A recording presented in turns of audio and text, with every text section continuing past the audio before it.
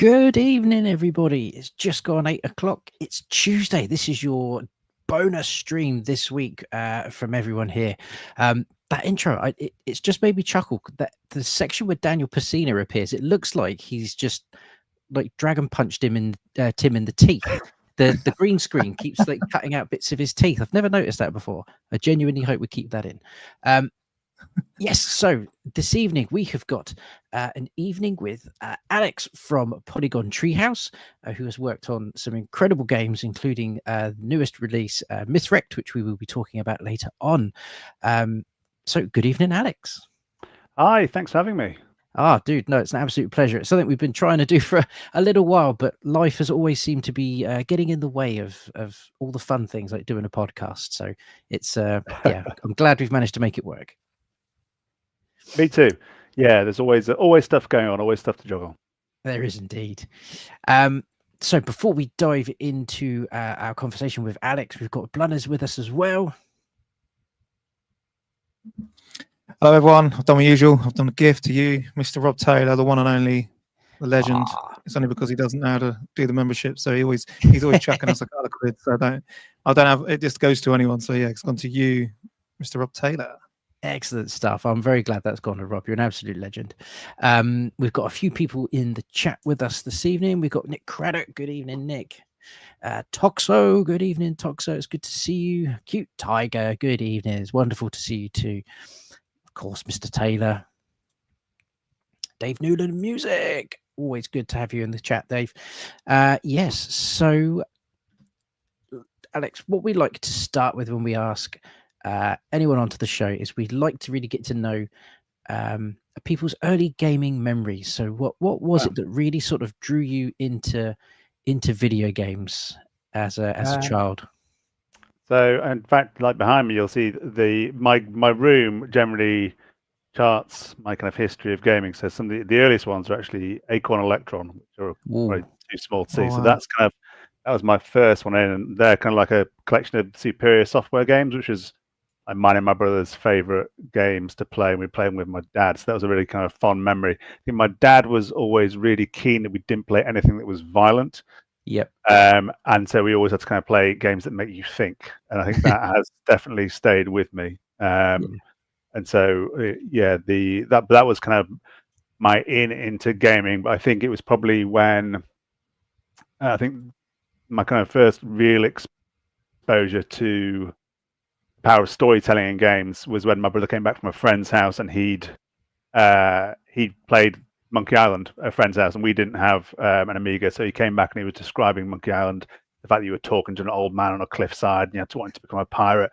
And I just thought he was pulling my leg, and then it wasn't until a few years later and we played it and I was like, oh yeah, you can, not arcade experiences, you can tell stories in games, funny stories, tragic stories, happy stories, sad stories. So yeah, I think as I got a bit older, SNES and PlayStation, who I'd later end up working for, and I think it was only really when I was like at Art Foundation and I started messing around with like 3D animation packages, that I kind of became, and I was aware of Tomb Raider, which was made like an hour drive down the road. I grew up in Sheffield, so I was made like an hour drive down the road. I suddenly became aware of like, oh, maybe I can make games as a career. Maybe that's not such a foolish notion.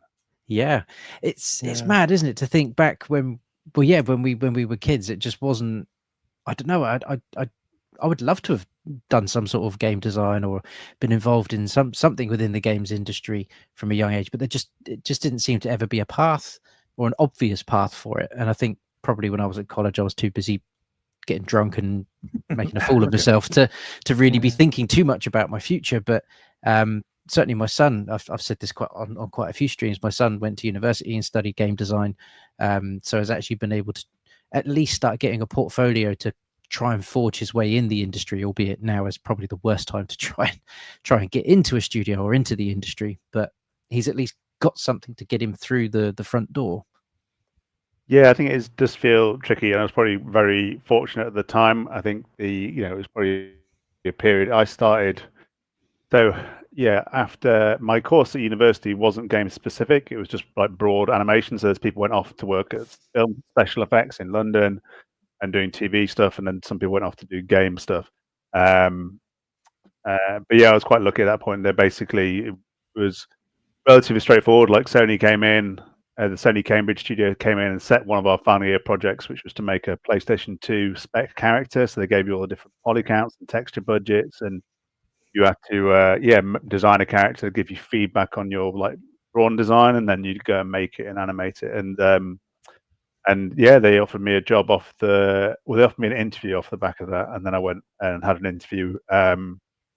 And I started working there in September 2002. So I've been working professionally in games for 3 years. It's so, a number of years, which is awesome. When you were sort of started getting exposed to, I guess, console gaming as opposed to home computer stuff, what was that jump like for you? Did you see much of a difference? Because I must admit, I was always very jealous watching Games Master, and you'd see certain things running on the latest home computer versus, say, the Super Nintendo or the NES for a long period of time, and just thinking, I kind of wish I'd gone down that route a little bit. I think maybe it felt like it was a more polished experience. I mean, I probably wouldn't have used that term at the time, but it felt like you could just plug and play, right? Put my cartridge in, I'm off. Yeah, it wasn't like switching over discs, all that kind of stuff, like having to type anything to run anything. It definitely felt, really, just really slick. Although maybe on the console side of things, it didn't feel like there was as much. Like, it felt more, it was like Japanese and American focused. But I mean, it really opened up to a lot of Japanese games and like Japanese RPGs. Like Secret of Mana was one of my favorite games, and I remember playing that on the SNES and really, really enjoying it. I'd never played anything quite like it before. And then with the I'm not sure we got any of the Final Fantasies here before the PlayStation 1, maybe. But yeah, so obviously time Final Fantasy 7, that me and my friend stayed up all night drinking coffee and playing Final Fantasy 7 on a beanbag, just like hoovering it all up, because we'd never see anything like it. But I did have a tragic accident with my SNES. I actually blew it up trying to play an import copy of Final Fantasy 3. It's the one with the big opera sequence at the end. But I was really excited. My friend had an import copy, and they had these, I think it was like adapter cartridge. You had to plug a different cartridge on the back to bounce it out. So I must have done something wrong, because I basically plugged it in, and it was like the SNES did an Irish waterfall. And just a load of smoke came out, and and it's like never worked again. And it wasn't really a way you could maybe take things to places and get things fixed. And I was so embarrassed, and so that was like put a stop to all my gaming for ages, because I didn't really tell anyone that I'd blown it up. Oh no, that's tragic. That is bad. I must. I'm not sure if I've got one. Ollie's got one to the side. All right, Ali, haven't seen you in a while. No, definitely don't have one in there. I do have an adapter somewhere, exactly the one you're talking about, and you plug. I can't remember which way round it had to go. Normal cut, don't you, on the side, and then the import one on the top. Yeah, and the Super Nintendo one had one back to back, so they were sort of spooning each other in your system. Yeah. Excellent.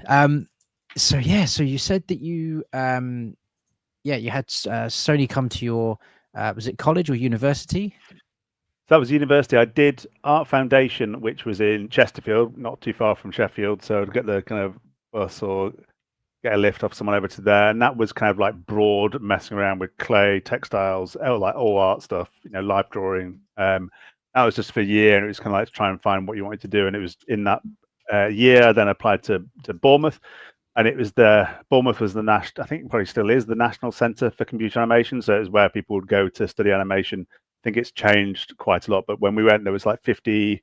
Well, university have changed a lot ever, haven't they? So there's 50 people in a year, and so it was like, I wouldn't say intense, but everyone was like really into it and bouncing ideas off and learning from each other.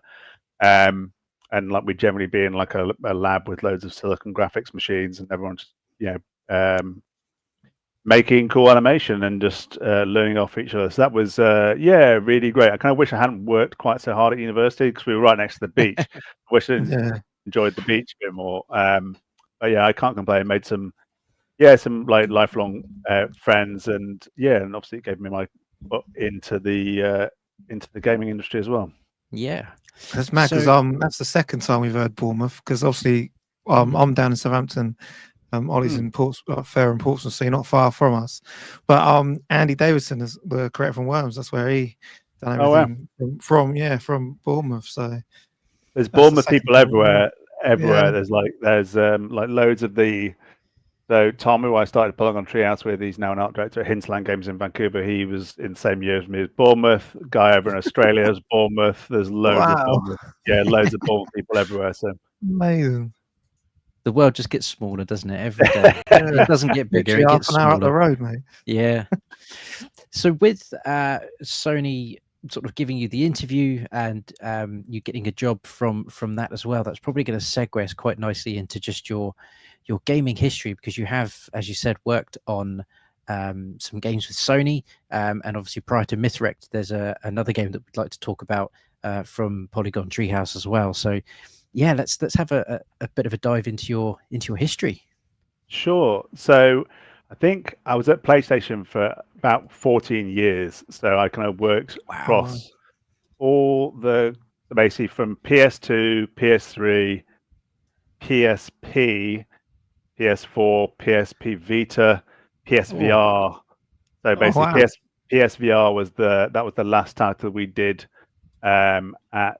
it was then became Gorilla Cambridge. So basically so it's quite a lot. So like some games weren't were more like prototypey, didn't quite kind of get there, but the games that I think so, it was Ghost Hunter, which is, let's see, so that was my first game, and that was PlayStation 2. So that's one signed by all the team, and so that was great. I kind of came on, I think it had like about a year and a half left, and so at that time it was PS2. So generally in the games industry, things got much more specialized when you're working on it. Whereas at PS2 time, it was kind of like being an indie now, where basically you'd have to, as a character artist, you'd make the character, you get a concept and, drawn concept, and you make the characters, skin and rig the characters, animate them, do the cameras for the cutscenes. So you'd be able to work on a whole variety of things. Whereas over the years, that became more and more specialized. Whereas someone might just do like high res sculpts of characters, and they wouldn't do anything else. And I think as the teams got bigger, people got more specialized. So it was really kind of awesome, those kind of early days. And obviously, I was a big sponge, just hoovering up everyone's knowledge, very eager to learn. And there was probably lots of late nights and takeaways, but it was definitely learned a lot. And then I think after that, I'm trying to think what the next one was. So I think the next one was Medieval Resurrection on the PSP, which was I've got that down here. So that was probably I'd say the most fun I've had working on a game, just because we had such an easy ride of it. Because I think that was on it for about maybe 6 months, and they'd basically done all these voice recordings of really great British comedy actors, and so they'd done all the voice recordings in advance. I think there was the Geordie guy from Alan Partridge. He did some stuff. Tom Baker did some stuff. It was just amazing. And basically, then we just animate the characters to the voices, and it was so much fun. And we'd had this special thing set up so we could you could use your mouse to kind of like puppeteer the character, like they were Muppets with your hands. So you could hit record and actually real time record, like flap the jaw like a mouse, and that was and do like layered passes over the animations. So that was it was just loads and loads of fun. And then so I think that's probably 24 the game. So that was kind of an interesting experience of working on like a big license, and that was again mainly working on cutscene stuff, quite challenging with like multi cameras, like 24 kind of so that was a lot of work and under quite challenging circumstances, but it got done. And then I think probably after that, I went maybe in a little while after that, but a relationship started to form between Sony Cambridge and Guerrilla Games in Amsterdam. And then there was almost like we'd go and work on some of their games, and then Sony Cambridge would eventually become Guerrilla Cambridge. So they kind of we became part of that family. So I spent about a year and a half out in Amsterdam, working part-time in Amsterdam, part-time in Cambridge, working on Killzone 2. And that was Killzone 2. yeah. You So I did just casually drop that one in there. Yeah, just a bit of Killzone 2. Like, but that was really, I mean, the people I worked with at Cambridge were amazing. But I think the kind of technical excellence at Guerrilla was definitely next level. You'd felt like you'd kind of walked into the Premier League, and they were really, encouraging, but they had quite exacting standards. And we worked in like an old bank on the canal in Amsterdam that had little mice running around. So yeah, it was great. That was a really good experience. Learned a lot. And then I think when we came back to Cambridge, we did Killzone Mercenary on the Vita, which I think is probably a game I'm really proud of. So I think by that point I was like associate art director. So I did a lot of the previs for. There's a big like wingsuit flying to the city at the start, so I did all the previs for that stuff. A lot of the hacking UI. So basically, I would generally like jump around different parts, making sure the kind of the road was clear for the kind of broader art teams to go through and do their stuff. So doing the broad brushstrokes, and then making sure that everyone doing briefs for outsource and things like that as well. So that was really really great. And then the last game was called Riggs Mechanized Combat League, and that was on Riggs, VR, that was the so a lot of that was like a future sports combat thing. So it was taking some of the Killzone stuff we'd learned about, but putting it in a more of a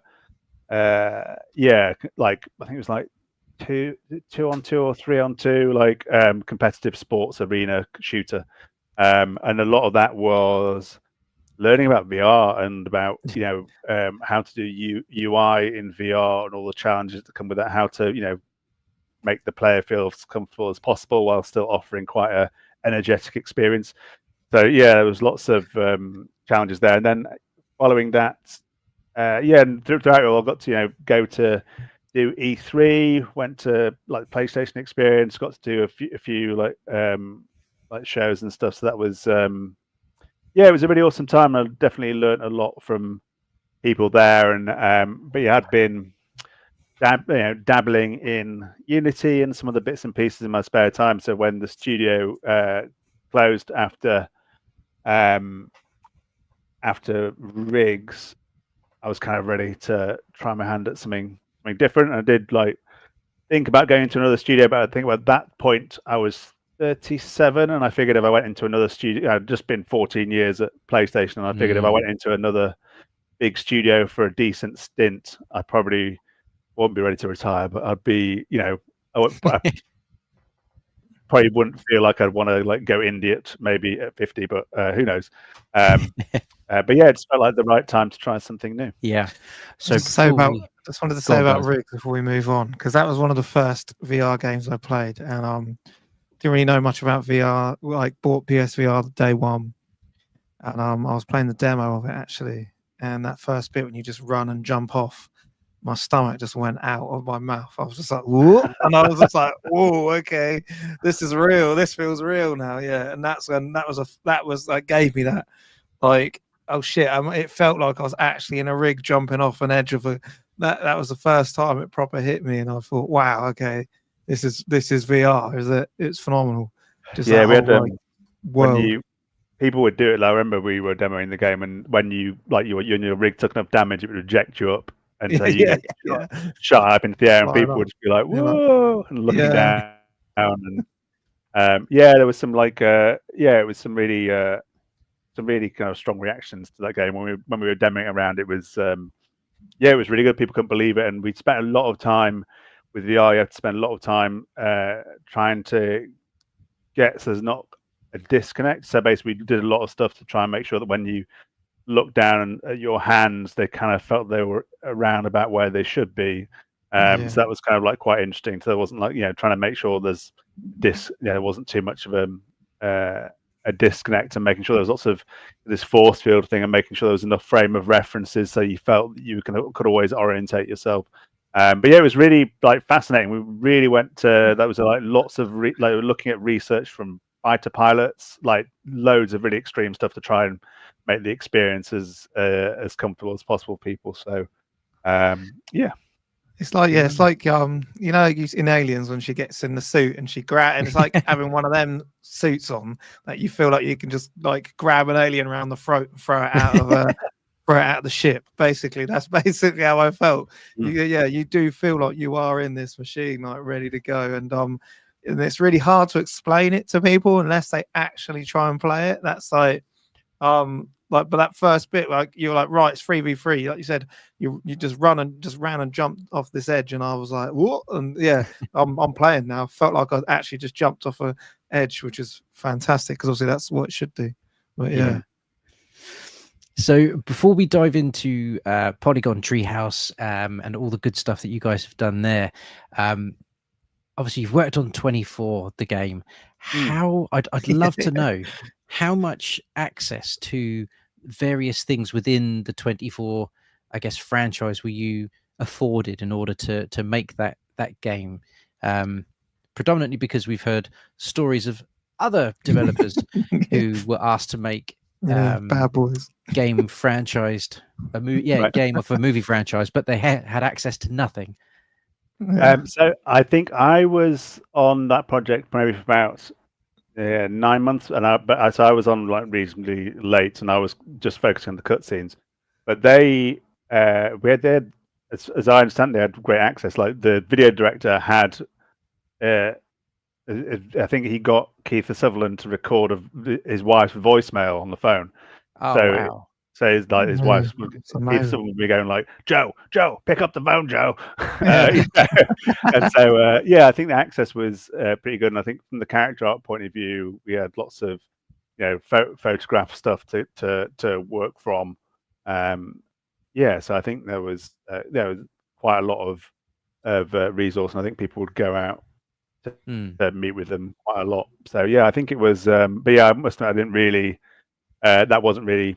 Yeah, I think that was probably the biggest team we had at the time I was in Cambridge in the studio, and maybe up to about 110 people. So it was quite a big machine at that point. And so I think it was me and about like 5 other people were on cutscenes. I think originally, there's just a lot of cutscenes in, even when they're just like connecting things. You've got to make sure people are holding guns correctly, all that kind of stuff, and driving the cars, and there's a lot of moving parts string together, and then you've got multiple viewports, which adds a whole load of other things. So it was actually, a really large amount of work there. But I think we were pleased at how all the cutscene stuff came together, and that we just got it done. I think there's a lot of like shipping games is coming up with ideas for games is like, it's the kind of really fun stuff. I think shipping games is kind of where you kind of really earn your wings. It's about getting things out the door and making sure the experience is as good as it can be. And there's also like something quite clinical about shipping games. Like go, right, what do we need to do? And sometimes like really great creative solutions can come up when you're there's a reasonable amount of time pressure. You've got to cut stuff or get stuff in. How are you going to make it work? Some really nice creative solutions. I think like most games, it feels like they're held together by like sellotape, or other tapes are available. But but I think most, I think as a developer, that's maybe what you feel. I think when I remember speaking to the porting team for our latest game, we were porting it to different consoles, and they were like, your game is so organized, like this is great. Everything was documented, and so I think we probably feel it's slightly more in disarray than it actually is. But but that was a really good experience. I don't think I got to do any of the mocap shoots for that one, but I did a lot of the mocap shoots we went down to for Ghost Hunter, and that was really fun. So we go down to, we went to Pinewood for one of them, or was it Ealing? Wow. I can't remember. That's a big studio. Yeah, and it was really good, and like you'd had the kind of capture volume. I think motion capture was relatively primitive then, but you'd have all the actors like going around and with the kind of ping pong balls on and acting stuff out, and we wouldn't really get that. We get a little bit of a preview, but it wasn't like we'd see it previewed on the characters at that point.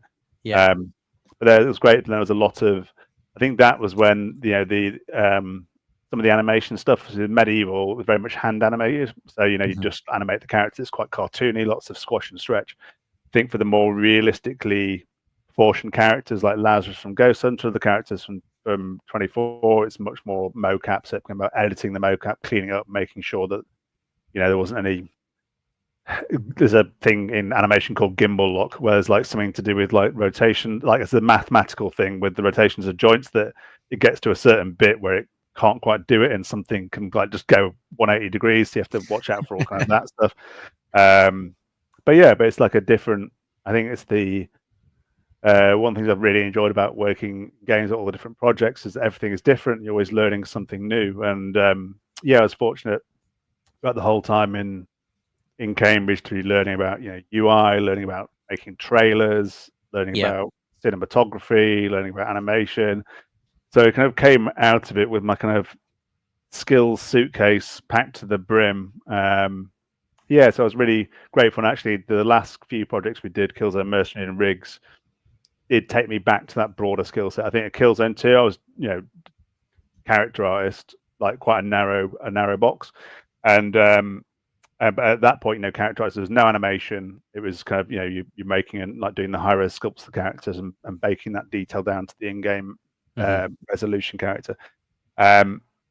So it was quite nice, like when I was moving to the art director, to be able to kind of go, right, I can work across all these things again. I can work on UI. We can kind of work out prevising characters or machines, see how they should work. There was always there was so much previous to be done on Killzone, like drones flying into cities. We started off, there was no city. It was just putting blocks down, trying to work out where a river might go, what would look cool. How do you fly into this building? So it's like a real kind of blank page, and you can it's about kind of putting some sticks in the sand and starting to define the vision of what's going to be. So I kind of really enjoyed all my time there, but I think at the end especially it felt like we could move quite quickly and make stuff happen, which was nice. Excellent. So that's going to bring us on very nicely to Polygon Treehouse, and I'm probably going to pronounce this wrong. I'm sure there's different ways to pronounce it. Is it Roki? So you have to say it like you're from Hull. So it's Rurky. The O with the umlaut is like an sound. Rurky. So it's like Rurky. But we're probably demolishing it as well. So it's I think we tried our best. So that was, we founded Polygon Treehouse in 2017. So it's been going 8 years now. And Rurky was our first game. I'd already been messing around a little bit with. So you spoke about Monkey Island, like adventure games was something I really liked, and storytelling in game was something I was really keen on. I think after I founded the studio with Tom, who's the other art director at Gorilla Cambridge, and I think we were both, Tom had just had a young son, and I think we were both quite keen to make a game where you didn't shoot people. I think just there was stuff going on in the world where we were like, actually, we kind of feel like doing something that's maybe a bit more thoughtful and maybe nourishing, with a good message that we can send out into the world. So we knew we wanted to make a modern 3D adventure. Like the decision to do 3D or 2D wasn't really a difficult decision for us because we worked in 3D our whole professional lives. So it actually would have been more work to do a 2D game. And so we started thinking about what modern 3D adventure game we wanted to make, and distilling this art style. So the kind of Polygon Treehouse signature art style is basically flat shaded 3D. So it's all 3D geometry, but all the colors are basically just like a swatch texture. They're just little different color regions, and we just cut in all the different color regions. And so basically we had to, obviously we've gone from quite big teams to having a tiny team. So we had to be we knew we were going to have to be quite smart because we wanted to make games that told quite big stories with lots of characters and locations. And so distilling this kind of flat shaded 3D art style was the thing that has enabled us from a production point of view to make these games with a tiny team and a very small budget. And it's quite quick to work. And basically it's like the standard 3D pipeline, but you kind of removed traditional texturing. So we don't really like draw any textures like you would do traditionally, and also lighting. So the kind of colors we put down in Photoshop on this color picker swatch is the colors you see in game, and so it's much closer to almost like building a 3D concept art. We've got a lot of control about what colors we use, and there's less things in the kind of art pipeline. Yeah.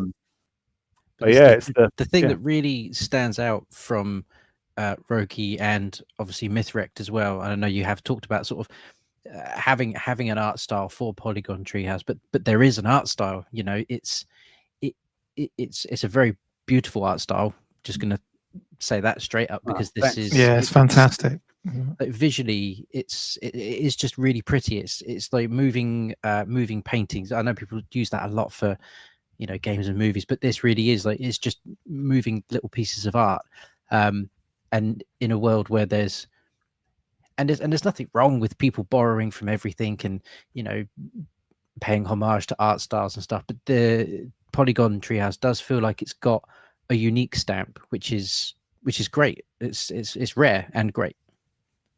Thanks. Well, no, that's I think we didn't really. I think it was when we did the reveal trailer for Mythwrecked, people basically said they saw like, 5 seconds and they knew it was our next game. You know, we hadn't really told anyone we were working on it, and so it definitely is something there. I think there's also, because it's such a tiny team, there's not really that many fingerprints on it, so it allows more of a kind of personal art style to come through, maybe. But yeah, it's been, and I really love working that way. Like we're kind of in pre-production on our third game now, which I cannot speak about at all. But it's still using that art style and still building upon the kind of interactive storytelling and that kind of things that that's kind of we think of as like the studio DNA, I guess. And that's the thing, as a small studio, you want to be able to kind of build on your kind of DNA and not. Well, for me, I don't mind hard work, but I want to kind of make my life as easy as I possibly can. So I think, like, having like an identity for the studio where you can see progression rather than going, oh, I'm going to do a fighting game, or I'm going to do a racing game. I kind of, it's making games is really, really tough. So I think having some stuff you can take with you and like a bag of tricks you can deploy and evolve, I think is really, really important. And Roki was like great for us. It's basically the story of a young girl, Tuve, and she goes into the Scandinavian wilderness to try and rescue her brother, and basically who's been kidnapped by the monster Roki. And that's that one. So that was at a physical release. I got a physical release as well. Yeah, and so that was a really and that was like a really surreal thing. So we obviously got like physical copies of the games we worked on at PlayStation, but to have our debut game get a physical release was was really awesome. And I think that was like, we made it for about 3 years, and it was really hard. We kind of finished it off in COVID, which was interesting because it did make you realize that there had been a global pandemic and my lifestyle hadn't really changed, because I was still shut in my bedroom making the game. So that kind of made me look at my life choices a little bit. But but no, so it came out, and we definitely learned a lot about it. And I think, obviously we'd shipped games before. I think shipping a game in COVID and as a tiny team was definitely challenging. Every game's challenging, but we're really proud of it. And it came out, I think it was like July 2020, and then came to consoles a little bit later. We had to do a fair bit of optimization for the Switch to make sure it was running at a decent frame rate on the Switch. Like 3D stuff's quite challenging at the Switch, but that was a really great learning experience for us about optimizing the game. It was mainly about reducing the draw calls on the Switch, which kind of, and we got it running really nicely in the end. And but I think the thing that we were most pleased with was the reaction to the game story.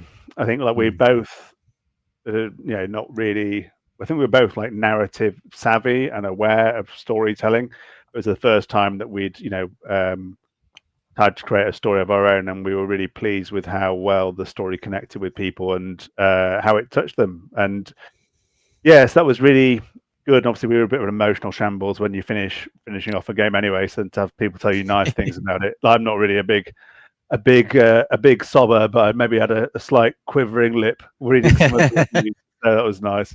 And then it got nominated for the Game Awards, the Jeff Keighley one, Best Debut Game, and the BAFTAs for Best Debut Game and Best British Game. So that was amazing. Wow. And we've got some, those yellow certificates there are the BAFTA ones. But we didn't get to go to the BAFTAs that time because it was COVID. So basically, it was kind of weird. I just, was sat looking at a screen for the BAFTAs because it was all kind of COVID. So it was all done remotely, and we didn't win any of them. But we did win some other awards though, which was nice. But it was just, I always think about it. I mean, some people get a bit disappointed when they're nominated but don't win awards. It's like the nomination is a win, just take it as a win anyway, and the actual win is just a bonus. So it's especially when it's something like the Game Awards or the BAFTAs, like you say those two things, and people immediately know what that award ceremony is. It's like it's the Oscars, it's the Grammys. People know these awards, so to, like you say, to be in those categories and be nominated is a fantastic achievement. Yeah, amazing, especially seeing as we're such like a tiny, piddly outfit, right? We're like, I think the maximum team size, so we have 2 full-time people on Rurky, and then like scaling up and down, like maybe like 5 freelance collaborators who'd come on and off at different points of the project, like a composer, a sound designer, a writer to help us with some of the dialogue. So, our teams are really, really small. And I think people are always quite shocked at how small the team is. Like Mythwrecked was 1 person full time and about the same. So they're done for like pretty small budgets. So we try and like get as much out of our budgets as we can, and just try to again, because see, we're artists making games and telling stories, but we have to kind of be like, unfortunately, business people as well to a certain degree. And like, sure. Yeah, just be careful of like how much money we're spending, and like if you spend millions and millions making a game, then you're going to have to sell a lot of copies to be able to make some money back. But no, yeah, like Rurky was awesome, and like the physical thing was really great, and yeah, I think we took a lot of confidence from that, going like actually we can do this, because that was one of the reasons why we couldn't really step away from the chance to start our own indie studio, was just that question of can we actually do this, and not knowing, the idea of going, oh, we're not even going to try, we'll go and work in a studio somewhere. The idea of not knowing the answer to that question of like, can we actually do this? We think we can do this. Can we actually pull it off? It was kind of too difficult not to know the answer to that question. So not only did we manage to do it, it's done pretty well for us. I think I can't remember how many copies it's sold now, but it's a lot. Like I think at one point that we crossed the capacity of Wembley Stadium, and we were like, oh, we sold quite a lot of copies. And I think we're kind of quite a way past that. That's phenomenal. Yeah. So it's done, and it's been on, I think, PlayStation Plus Extra now. So if anyone's got a PlayStation Plus Extra subscription, they can play it as part of that, and it keeps on like popping up. It's on sale at the minute on Nintendo Switch store. So if you haven't, you can pick it up, and when it's 90% off, so you need to get on there and get it. Yeah, it's only on the 28th. So. I think our first publisher, the publisher for Rurky, is quite aggressive with the discounts, but they've done a really good job of getting it into people's hands. So and it was really, we definitely learned a lot. Like we worked with, the game is set in like a fictional Scandinavian country, and we worked with Scandinavian voice actors. So the game's not fully voiced; it has these kind of emotive grunt sounds, the same as Mythwrecked. But even with it being these emotive sounds, you still get a hint of the accent. So with Rurky, all the actors are from Scandinavia or from Norway, and with Mythwrecked, all the Greek god characters are all Greeks. So I think you get, they'll sprinkle in the odd Scandinavian or Greek word, and I think that kind of adds to that sense of place. I think when you're making a game, you're trying to layer up those ingredients, whether it's music or art or sound effects, just to try and transport someone somewhere. And even like little things when they're part of a big concerto can have a nice effect. You just want to make sure everything's pulling together. So So moving, I guess, neatly onto Mythwrecked, which is the latest release from you guys. Just before we do, if people do have any questions, please stick them into the chat. We'll give them a little star. I know we've got a couple that we've starred already, just that we can ask Alex at the end. So I guess the first thing we need to talk about is what inspired the idea behind Mythwrecked, because even the title is sort of an amalgamation of two words, but it works in the sense of what the story is as well. So yes, it wasn't always called that. I'll tell you the story of that. But yeah, basically we'd finished off working in COVID, and you couldn't like see your family or loved ones. You couldn't like even see your friends that much. You couldn't travel. So I think I started daydreaming about a game where you could travel and make some new friends, albeit slightly strange ones. And so that was kind of where it started off. And I think the story of Rookie, it came out. I think basically our inner sad boys came out with Rookie, and the game actually ended up being, it was quite a sad story of a broken family, and it had like a powerful reforging of this family end, but still it was quite a sad game, and people would often cry playing it, and we were like, oh, we weren't quite intending to make it that sad. So I think with Mythwrecked I wanted to do something. The world had been in quite a sad place, and it's been more galvanizing and uplifting. So the story of a British backpacker, Alex, who shipwrecked on this island, and it's home to the long lost Greek gods, but they've all lost their memories, and so it's your job to solve the mystery of the island, help to find their kind of lost mementos, to trigger flashbacks and recover their memories and their powers, and reforge them as a family. So we wanted like a really kind of low stress exploration, very kind of puzzle light, and we wanted to kind of have an experience that really whisked people through it. But the game, so the game was originally called The Secret of Ambrosia Island. That was like the working title for the game. And it's kind of like a homage to Monkey Island. But like partway through, they announced they were actually doing another Monkey Island game. So Devolver did the Return to Monkey Island. I was like, crap, I can't call that now. I thought there's no way they're going to make another Monkey Island game. Lots of chances, yeah. And then, but I think that was serendipitous, because I think that was for the best. And I think it's not. Mythwrecked's not really a point-and-click game or like a puzzle-heavy game like Rookie is in some ways. It's kind of moves to be more about ambient exploration of the island and treasure hunting. But it's been really interesting. I think it's more open to exploration than Rookie. You can move around the scenes to a much greater extent.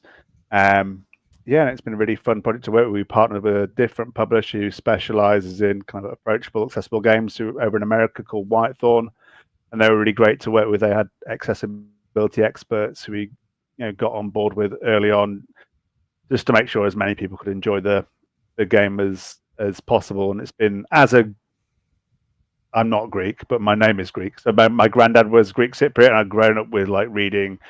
Well, all mythologies really, like Norse, but especially had an affinity to the Greek stuff. So it was nice to be able to like revisit some of the characters and take lots of liberties with them. But the idea of like the game is set in the present day. You've not been whisked back in time. So it's like, well, if the Greek gods hadn't vanished, they've just been on this island the whole time, what would they be like? And so it was really fun to be able to revisit them and look back at their original myths and like project them forwards. But also we like this idea of looking at mythology, like a myth being something that ancient people would use to make sense of the world. Why does the sun come up, that kind of thing. So actually in our game we were trying to use the stories of the gods to make sense of our world and like some of the things that go on. So Hephaestus, for example, works too hard. He's consumed by his work, which is a problem that a lot of people suffer from. Hermes is quite anxious. Zeus is a bit of an egotistical person. So again, we wanted to kind of have them being quite relatable stories. Poseidon stories is about the kind of environment. So that was kind of really interesting to look at the gods. So I think when you look at old films like Jason and the Argonauts and Clash of the Titans, which I love, all the gods kind of look the same, right? It's just all a load of people in togas. Yeah.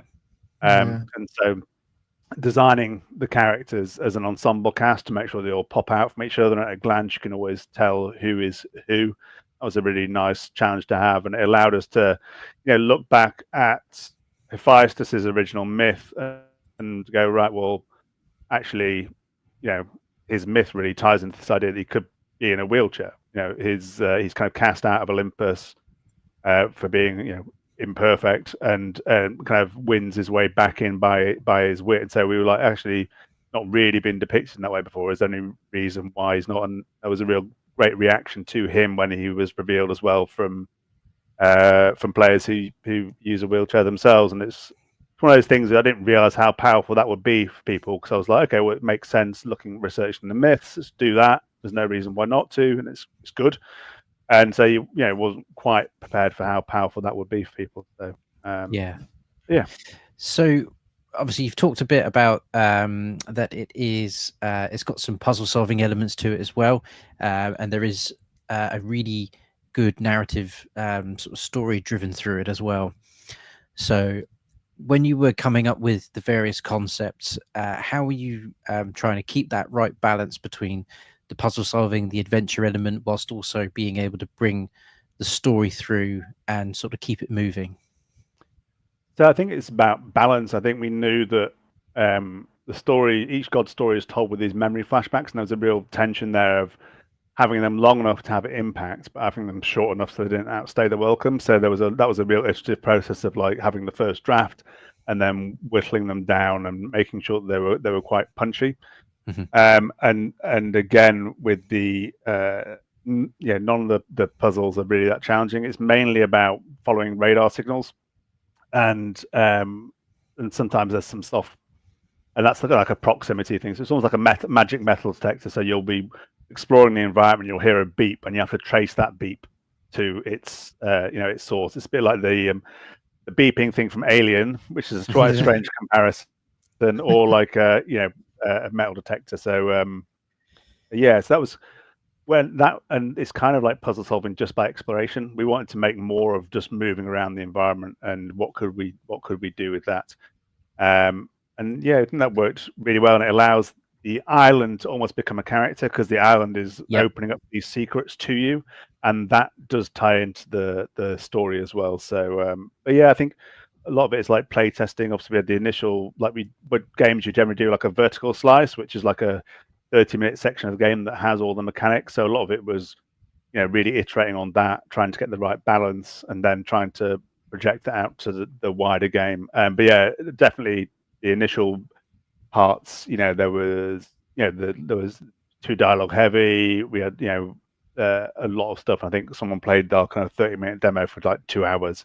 So we're just exploring so much. I think, it's really good to do user testing and then go, right, how did that work? What can we change? I think there's always going to be that. It's really good to do that, all that user testing. And we were desperate to try and make a shorter game, and failed. So I think it is shorter than Rookie, but it wasn't quite as short as I wanted it to be. So I think it's still, like, generally a playthrough will still be like somewhere between like 8 and 10 hours. That's a good length. That I've always found that is that's the sweet spot for a lot of games, is the 8 to 10 hour mark, because then you've got this sort of desire sometimes to go back and play it again. Whereas if something's, I don't know, 50, 60 hours, there's a chance I'll go and play it again for sure, especially if it's something I've really enjoyed. But I'm less likely to do it again quite so soon. So that I do think 8 to 10 hours is a really good money shot. Yeah, I think Rookie was about 15, and I think we'd come down a good chunk. I think I was aiming for like 6. I kind of overshot a bit. I think mainly that's kind of like I just wanted to like really whisk people through. And I think with all our games, we try and think. I'm a big fan of away games like Ico and Shadow of the Colossus and Last Guardian. I think one of the things they do really well is accelerate you towards the end, and that's like a kind of filmmaking principle of like the third act propelling you, like accelerating you towards the end. So that's something we try and do with the endings of our games, because ultimately we're telling stories. And so actually if there's you're telling a story and people don't get to the end, it's if you're not finished story. So it's we try and like really make sure that our games, rather than getting harder and harder and more challenging, you want to feel like there's progress, but actually try and accelerate people to the end, which is quite an interesting thing to try and to work out how to do. Yeah. So with the inclusion of the Greek gods, and there's definitely a big roster to choose from. How did you choose which Greek gods to include? And obviously, you mentioned that you'd sort of interpreted, I've forgotten the god's name, but the god in the wheelchair based on just the characterizations and how they're depicted. Yeah. So how did you sort of go about that with some of the other characters as well? So I think it was, it was mainly building them as an ensemble. And so basically we knew, I think I had this figure of like, I think we've got 9 gods, but maybe they're kind of, because Zeus and Hera are treated as like a couple, so they basically you'll interact with them together. And so then it was about building them as a cast. So it's like you're casting a TV show, and it's about who's going to contrast with each other. And part of that is, designing the characters, but it's also in terms of their role as a god and the characters themselves. So going, right, we know we've got to have Ares because I want to talk about angry men and people who can't communicate. And that was something I was really keen to do, because obviously, as sure we're all aware, like sometimes people can struggle to, dudes especially can really struggle to convey their feelings and bottle things up. That was something I was really keen to explore. Poseidon was a great counterpoint to that, because we really like chilled out and relaxed, but then I got affinity to the sea. So if we can talk about the environment. And then it was just then like building them together and feeling like, okay, does this person feel too similar to this? And so it was, there's quite a few Greek gods who associate with war or things around war, like Athena, who's got the dungarees, and some aspects she is a war god as well, but she's more about tactics and wisdom. So we then pushed her towards that side to contrast more with Ares, who was the more like the barbaric kind of violent side of war. And also looking at Zeus and Hera, like Zeus is not particularly nice in Greek myths. Like he does lots of bad stuff, and so we're like, we don't really want to make a game with that kind of explores any of that kind of side. So it was then looking at kind of the sense of ego and sense of self, and like what kind of person would you have to be to rule the gods, and making him short. Like, I think that was the kind of things of like we wanted to like make him like, it was like Tom Cruise, like he was quite short, and his partner was much taller, and to have fun with it, and that's the kind of thing, is like to have fun, like Hades is, we just imagine Hades like sitting in his crypt listening to vinyl records, drinking coffee, being a bit of a hipster, and just having having fun with it all. Like Aphrodite, we wanted to make her a much fuller figured, like ancient fertility idols, and so just like trying to take different influences, but the key thing was always how they look together, and making sure we weren't designing characters in isolation. And Alex herself, she was like a homage to Lara Croft, and so in the design, that was that's my kind of shelf above the screen is all the PS1, PS2 Tomb Raider games. And that was a game that made a real impact on me. Obviously, quite an early 3D game, and so we wanted to do something that was like a bit of a nod to Lara as well. Nice. And I mean, we've talked a lot about the game and how you can explore the various areas. I got to play it at the Debug Awards at the beginning of the year. It was so much fun to play, and it was one of those games that as I was playing it on a Steam Deck, and at the time I was still debating, and ahhing, do I actually pick up a flipping Steam Deck, because I'm a console person pretty much through and through, and actually playing Mythwrecked on the Steam Deck was one of these things where it's like, if I get the Steam Deck, I'm going to be able to play games like this. And I'm sure Blunners would probably agree as well. The exploration side of the game is so much fun. You really do kind of just have this wonderful way of just sort of walking around the island and interacting with what's there. And it's yes. So after we finished and I'd done all the bits and bobs for the stream last night, I started streaming it.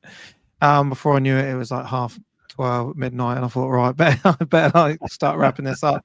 I ended up having another quick go this afternoon, and then realised to go and pick my wife up. But then I thought, you know what, she can ring me when she's ready, because I was getting right into it. So yeah, I love the art style, the sounds and the music on it. Like you said, you got your radar, you go around farms.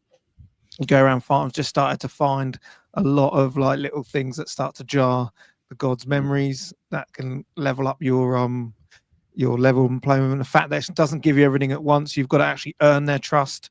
I hope you like apples, because you have to go around collecting a lot of them. You have to bribe people in. But yeah, I've really got hooked on them, and it's such an enjoyable, relaxed, like just chill out and play. So I've been, as I said, I was playing it. My Xbox is linked up to a little projector. So this afternoon I put all the blinds down and I was playing it on a 100-inch TV, just chilling out. So I'm gonna do a bit more of that tonight when we finish. So yeah, I'm really looking forward to it. I think how the characters look is fantastic as well. Like you're saying about her, like in Lara, I see the resemblance as well.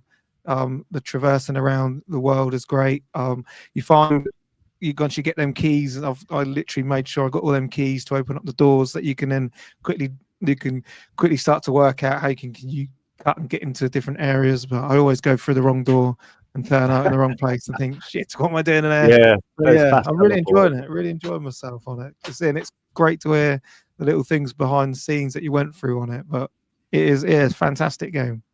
Oh, awesome. Thank you very much. Yeah, and it's on Game Pass as well for so if anyone's got a Game Pass subscription, they can play it. Then it's also on it's not on PlayStation yet, but will be soon. But it's on Xbox and Switch and Steam obviously as well. But it's Steam Deck. We use Steam Decks a lot we benchmark the game on Switch and on Steam Deck to basically make sure that they kind of perform really well. And I think on Steam Deck as well and Switch to basically make sure all the text and stuff is readable and all the UI is readable. Like generally we'll send through like screenshots to our phone so we can check that you can still, it's like sometimes you'll put something on a TV or the screen that'll be like stuff will be absolutely tiny. And I've got 20/20 vision, but still I kind of go, I'm not reading that.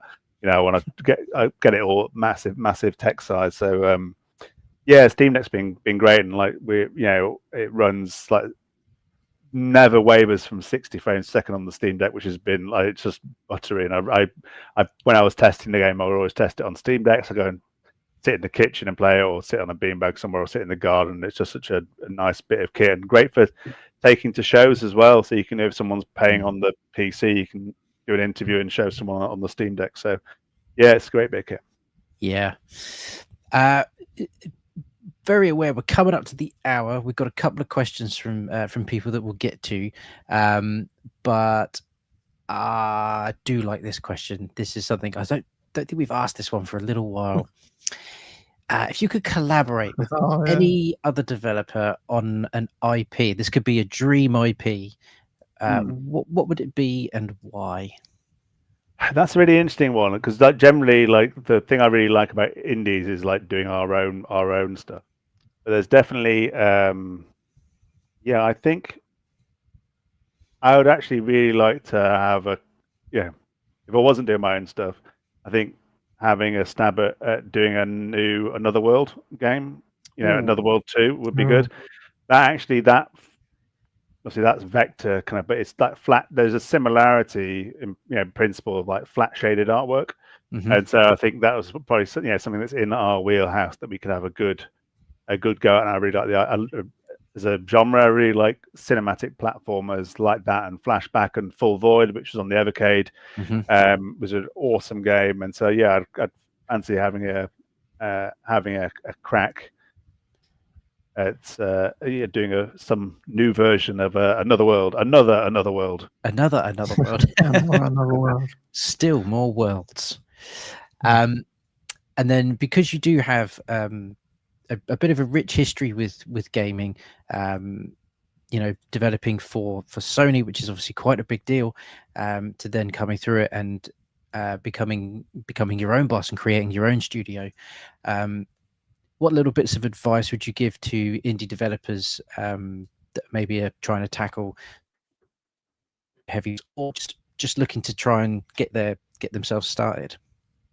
I think play to your strengths is a really good one. I think like work out what it is you're good at and try and tailor what you're making towards that. Obviously, our stuff is very much art led. That's art in. If you're a really great writer, then maybe you go, actually, I'm going to find an interesting creative solution to avoid having visuals or have some interesting visuals. So I think it's always worth trying to play to your strengths. I think, like user test. One of my friends who I work with at Gorilla Cambridge went to work at Naughty Dog after that, and he was quite instrumental on like giving us a lot of advice for Rurky, and basically he was saying user test, play test as early as you can, no matter how uncomfortable it is. And that's always like, because it will be like, it's not ready, it's not ready, it's not ready. And it's really important to get people playing the game as soon as possible. So that's definitely, a really good one. I think the other bit of advice I would give is make sure you are feeding your brain stuff that's not video games, or like interesting indie games that are kind of like slightly weird or like different. Watch world cinema, go out and take a hike, look in a rock pool, all off a bike. I think you need to have like a kind of you don't have to be just like playing games. I think there's a reading interview with a fantasy author that said basically if you're just reading fantasy novels and you're trying to write a fantasy novel, you're going to end up coming up with something that's quite derivative. So just because that's the stuff you've been feeding yourself. So I think to try and have a broad of interests as possible in all types of different things, and but I think they just try and play to your strengths. And there's always the good adage of keep it simple, stupid, which is one that every game developer will have on a post-it note on their desk, which is like always good to keep things simple, and you can always add in complexity if you need it. I think something Nintendo are really great at is making sure there's a clarity to their concepts, and you can have a lot of fun with them. But definitely play to your strengths and keeping stuff simple. Those are two good ones. Excellent. That's very good advice. I could do with some of that just in my general life. I think just keep and play to your strengths. That could work for me in all walks of life. Okay, so if you're okay to hold on for a little bit, we will just jump to some of the questions that we've got starred in the chat. So if I scroll up. Okay, so first question comes from long-time viewer, Cute Tiger Gem. Do you come at each game with a blank sheet, or do you have a built-up library of reusable code? Yes, we do. I mean, we use Unity, so we haven't written an engine from scratch. So obviously that's a big, thing that stays. It evolves obviously with different versions of Unity, but that's something we also use because we're a small team. One of the kind of shortcuts we've used is we use something called Adventure Creator, which quite a lot of adventure game developers use, and it's kind of like a tool suite for making adventure games. So it'll handle, there's like a visual node-based scripting thing for doing cutscenes.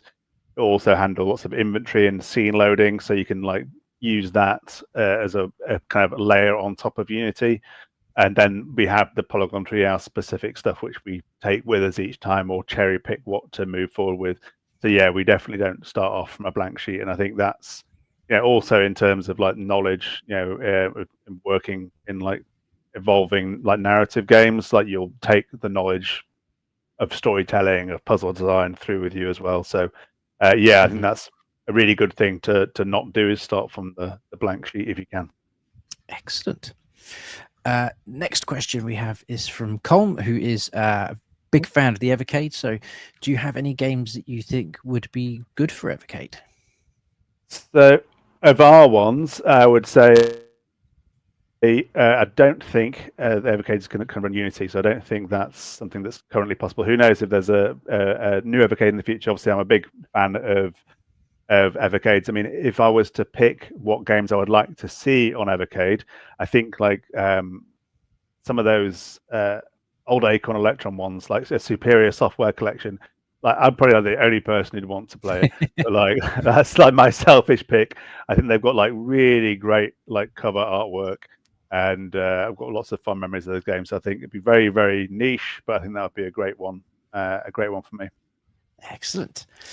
And then last question from Dave Newland Music, again, long-time viewer and does pretty much all our music. Sometimes, even while the show is running, he's made us jingles and ditties for the end of the show. Yeah, it's phenomenal.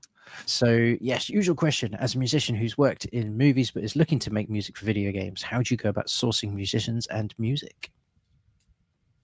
So we had, especially for our first game, I think we put out something on social media. So I think being on social media and like follow like indie developers who you think you might want to work with is probably not a bad thing to do. And people go, I'm looking for a composer. I mean, generally, then it was like I wouldn't say a pitching process, but we kind of like people would send us through their work. We don't like to ask people to like do design tests or music tests and that kind of thing unless we kind of like pretty certain we're very interested in working with them, and generally then we will pay people to do those tests when we do them. But yeah, we kind of like had a slowly lots of people who were interested, and then we try and whittle them down based on what we thought who would have the right musical voice for the game, and then we'd kind of start chatting to like maybe like 2 or 3 people out of that set.